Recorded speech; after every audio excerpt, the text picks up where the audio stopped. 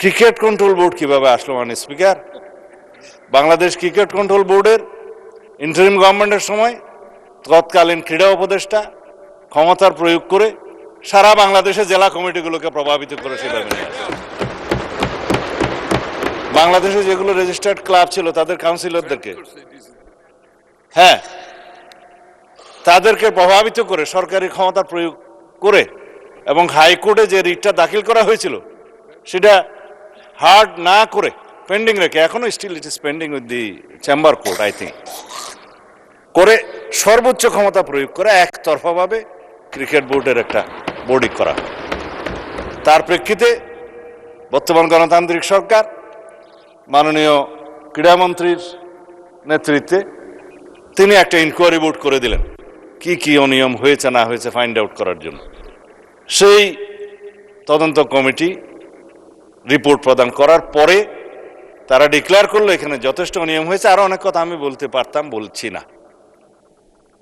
তারপরে সেটা ডিজলভ হয়েছে, ডিজলভ হওয়ার পরে একটা ক্রিকেট কন্ট্রোল বোর্ড হয়েছে, আহ্বায়ক কমিটি হয়েছে, অ্যাডক কমিটি। কাকে দিয়ে হয়েছে?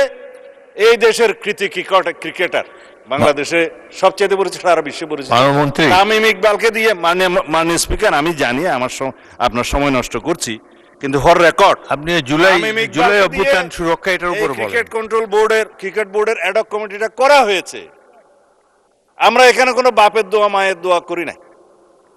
এখন এতদিন পর্যন্ত শুনতাম মায়ের দোয়া পরিবহন আছে, আজকে মাননীয় সদস্যের কল্যাণে দেখলাম বাপের দোয়া কমিটিও আছে। যাই হোক, মানবাধিকার কমিশন নিয়ে উনি কথা বলেছেন, এটা বলতে হয়, জাতির কাছে কিন্তু ভুল রিপোর্ট যাচ্ছে মাননীয় স্পিকার। হ্যাঁ, 3 মাসের ভিতরে ক্রিকেট কন্ট্রোল বোর্ড ইলেকশন দেবে তারা বিধি মোতাবেক। মানবাধিকার কমিশন মাননীয় স্পিকার, গুম কমিশন এবং আইসিটি অ্যাক্ট, তিনটার মধ্যে ওভারল্যাপিং আছে। আইনমন্ত্রী পরিষ্কার করে কয়েকদিন আগে বলেছেন, আমরা একটা স্বাধীন মানবাধিকার কমিশন করতে চাই যার সাথে মিল থাকবে গুম আইনের, যার সাথে মিল থাকবে আইসিটি আইনের। কারণ গুমের কারণে যে বিচারটা আইসিটি কোর্টে এখন করা হচ্ছে, আইনটা পরিবর্তন করে, যার সাজা যাবজ্জীবন এবং মৃত্যুদণ্ডও আছে খুব সম্ভবত। ইনভেস্টিগেটিং এজেন্সি তাদের আছে, প্রসিকিউশন টিম আছে, তদন্ত টিম আছে।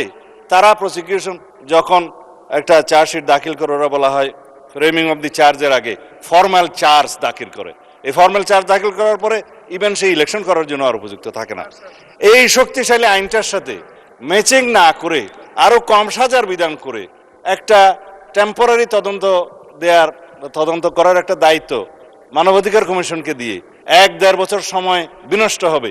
তার চাইতে যিনি ভিকটিম, গুমের ভিকটিম, সরাসরি যদি আইসিটি অ্যাক্টে মামলা দায়ের করতে পারে, সেখানে তদন্ত হবে, তদন্তের জন্য আলাদা অর্গান আছে, প্রসিকিউশন টিম আছে, সেইটা ম্যাচিং না করে একটা গত ইন্টারিম গভর্নমেন্ট একটা, আমি বলবো, বালখিল্যপনা একটা আইন করে দিয়েছে।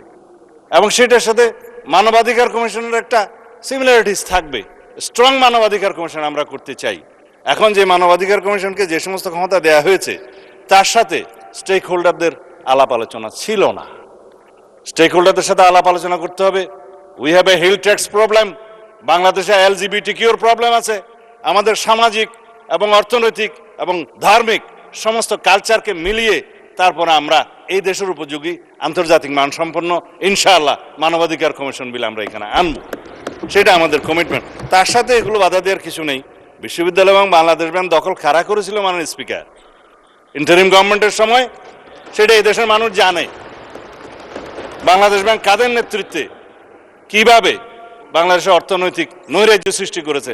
আমরা মনে করেছিলাম বাংলাদেশের অর্থনীতিটা পুনরুদ্ধার করার জন্য তারা কাজ করবে, বিপরীত করেছে। আমরা এখন সাফার করছি। আর বিশ্ববিদ্যালয়, সমস্ত বিশ্ববিদ্যালয়ের ভাইস চ্যান্সেলর সহ অন্যান্যদেরকে কারা নিয়ন্ত্রণে নিয়েছিল মানুষ, এগুলো আমরা বলতে চাই না। এই ফ্যাসাদে আমরা যেতে চাই না। যাই হোক মাননীয় স্পিকার, আমি বিল উত্থাপন করতেছি যদি আপনি অনুমতি দেন।